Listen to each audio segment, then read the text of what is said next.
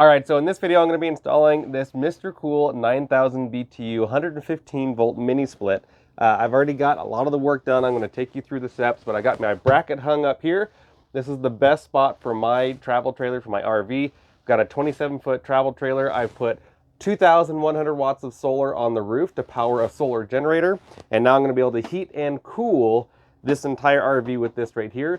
I'm going to be using much less power than I was before with the original mounted AC unit. I want to take you through this step-by-step guide on how to install this here in the RV and how to power this directly off of a solar generator.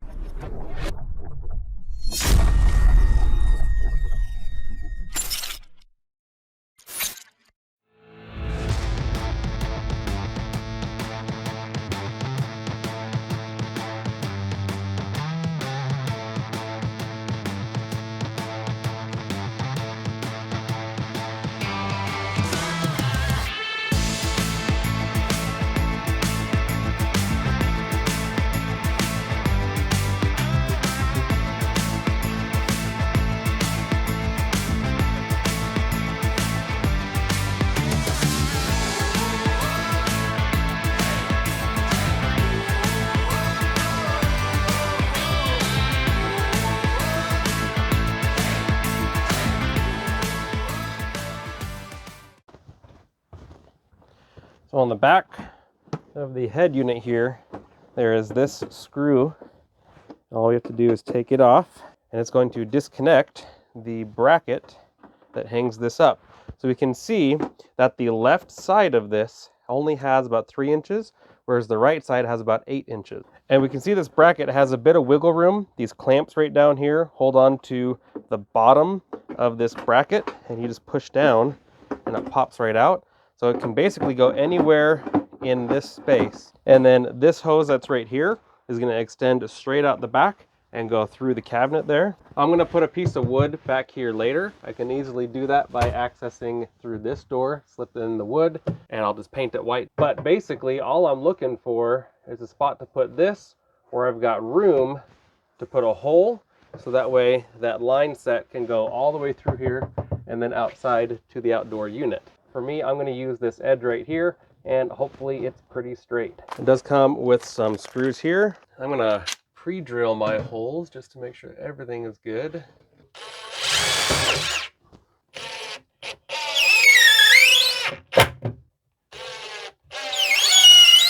So in the end, I ended up putting screws in right here, and then just one more right there. We're going to go with it. I'm going to go ahead and take this side of the cable that comes with the Mr. Cool unit. I removed the bracket that is right in here, so I just unscrewed that. So that way this can come in. And there's a spot here on the back side where we can feed this up and get it all the way up here. And then according to the manual, the left side is where the red goes. The number 2 position would be black. And then number 3 should be the neutral.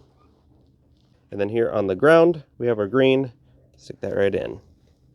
Okay, so just like that, right here on page 15, following this diagram right here. So what I need to do is wrap this all together like so. And then I'm going to send it all through this hose, which goes all the way to the outside. And then we can make our connections outside, connecting the drain hose, wrapping the rest of the tape, all of those things to make sure this is done correctly. So this refrigerant tape doesn't have a sticky bottom side, and so I just put a little bit of electrical tape here in the meantime to hold this all together. But now I'm going to go ahead and send all this electrical drainage and the copper lines through to the outside. I want to make sure I put my sleeve on first, and then this will connect to a wider mouthpiece that goes on the outside. Now what's different about mounting this here in the RV is I need to power it directly off of the solar generator, and the outdoor unit is what takes the power, and then from there it'll send additional power to the head unit here. So I'm going to be using an extension cord that plugs straight into the outdoor unit, which then will get powered by the solar generator here inside. So this is the part that's not up to code. Normally this would go to a disconnect box where you can remove the power in case you needed to work on it. In my case, I would just unplug it. That's just how it is to make it work here in the RV. This extension cord's a little grippy, so it's going to make it a little tricky getting it out. But this head unit is not very heavy at all. So now I'm just going to go ahead and try to get all of this through. This would be easier if I had someone outside pulling the extension cable. There it goes. There it goes. The trickiest part is just where the bends are in the cable. Okay, now I want to send all of that through very carefully.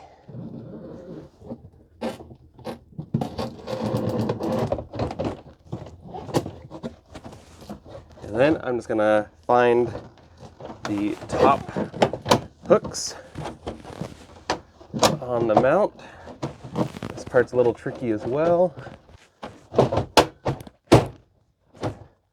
Okay, so now that is on there. You're supposed to leave about 6 inches of clearance up top. I didn't quite put that. Okay, now that that's up, I'm going to take my drainage hose. I'm going to take my refrigerant line, some more tape. You'll need this clay. This goes around the connection outside. Probably need some more electrical tape, and then as well a couple of wrenches for the lines and wire cutters, just in case I want to shorten that line out there. So quite a few things going out. And then of course, Phillips screwdriver. The other thing I forgot to throw in is you need a 14 gauge extension cable to run the power. So I need to put the male end through this hole so that way I can run it down into where the solar generator goes. So that way I'm able to power the whole system. So I'm just going to go ahead and put this extension cord through the hole here. Okay, I've got that run, so I can put this all back together here.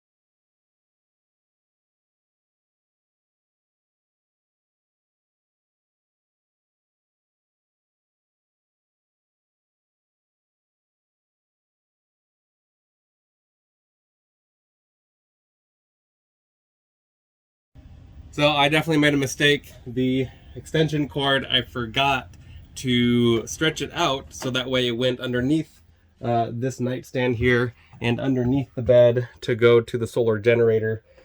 I forgot to do that, and so I cut that cable way too early, and that's the problem. I'll still be able to fix it. It's not going to be a big issue, but it's just kind of a pain that now I have to go and add an extension cable to that. I'm going to be running a raceway down here and then going underneath there and down to the solar generator so I can power it directly. So you can definitely tell I've never done this before, learn from my mistakes. Okay, so I don't know if I've done this perfect. I probably haven't, but I'm doing it to the best of my ability. So I've got the line that comes down, it's pretty much straight, and then I'll have my drain hose that comes out here. So in the housing or the runway that goes through here, I'll cut a hole and I'll have this sticking out so that way the condensation can drip. And then I've got my line coming in. I've got my spool of everything wrapped up behind this and connects here into these brass connectors. The next step is the power, which goes up here. And so you can see my cables are excessively long. And so I will likely trim them, bring them up somewhere like this, have them go inside, and then we'll be ready to connect this up and start testing it out. Okay, so I've got these wires exposed. I'm gonna go ahead and get the inner wires ready to go and get these really tight. And we're gonna do a hook because I want it to go around this, and I want the hook to going from left to right because that's the way the screw turns in. And it should be as simple as 1 being red, 2 being black, 3 being neutral or white, and then green going to ground. I'm going to go ahead and slip everything through Okay, so now that I got that, I'm gonna go ahead and stuff everything under this white holder. See if I can make that work. Okay, that'll keep the cables from jostling around at all. So we should have good solid connection. And this will go just like so. And then I can seal this up with some silicone so that makes sure no bugs or water get in. So you can see how I've got it right here. I just put some electrical tape on this to help this stick. These are nice and tight, but I haven't turned on the coolant yet, or the refrigerant rather. And I think that is our next step. So supposedly all I have to do right now is open these lines up, and that should charge the whole system, connect power to it, and hopefully we did it right. Fingers crossed. Okay, I'm going to go ahead and release the refrigerant in the lines. I hear it whirring, and I know you're just supposed to go all the way out till it stops. So we'll see how this works. Now there is a spot underneath here where this will drain out and release fluid, but I don't need to do that in this case because this whole platform is perforated. It's also sealed, so I'm not honestly worried about any rust or any issues like that. And so I'm perfectly fine with it just draining onto this and dripping out. But normally you use this gasket and this attachment right here, as well as some drain hose, and then you can direct that wherever you want it to be. But everything under here is perfectly capable of getting wet and not having any issues. So I'm not going to be installing it on this. So for right now, just to test this, to make sure that I get the extension cord fixed, I've just got another extension cord plugged into the front of the Titan, and then it's going over here. I'm going to go ahead and plug it in, and we're going to give it a test to see if this thing turns on. So, moment of truth, it's plugged into the Titan, and we got power. So, at least that part seems to be correct. I need to get the remote and put in the batteries, and then we'll turn it on and see if it works. I'm gonna go ahead and put in the receiver for the smart HVAC controller. So we should just be able to pop this up and stick it in right here. There it goes, just saw it flash, that turned on. We have power, put in the receiver, see if this works. On. Okay, we have it on auto. Let's go to cool, set the temperature. It's kind of cool in here. I'm gonna set it as cold as it'll go. So this has been running for maybe 2 minutes and it's already ice cold. I'm gonna go ahead and turn on the laser thermometer thing. So in here, it's about 63 degrees, pointing the laser there. You can see we're already getting 54 degrees, 55 degrees coming out of that.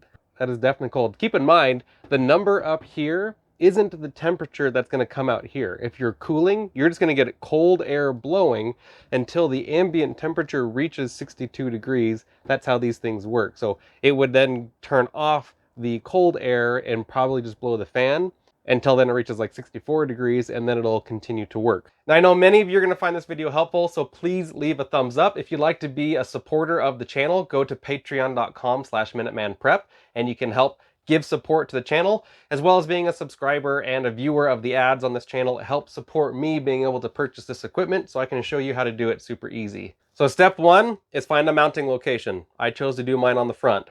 Step 2 is hang the inside pieces. So I put up the mount, I drilled the holes all the way to the outside, and then get all your cables line set, drain, everything like that set and wrapped. And then step 3 is put up the outdoor condenser on whatever mount you've got and get your cables and lines and stuff reaching that. And then step 4 is connecting it to power. And it really is that simple. Thank you so much for tuning in. Thank you for being a part of the Minuteman Prep YouTube channel. If you found it helpful, you know what to do. Be prepared. This is one of our bug out vehicles. If we really have to have a home on the road, we can be living in this without any power restrictions because of how many solar panels we have on the roof, because of how strong the solar generator is that we're using, and with how efficient our systems are here in the RV. If you have any questions at all, put them down below. Links are down below. Thank you so much. I'll see you guys in the next video.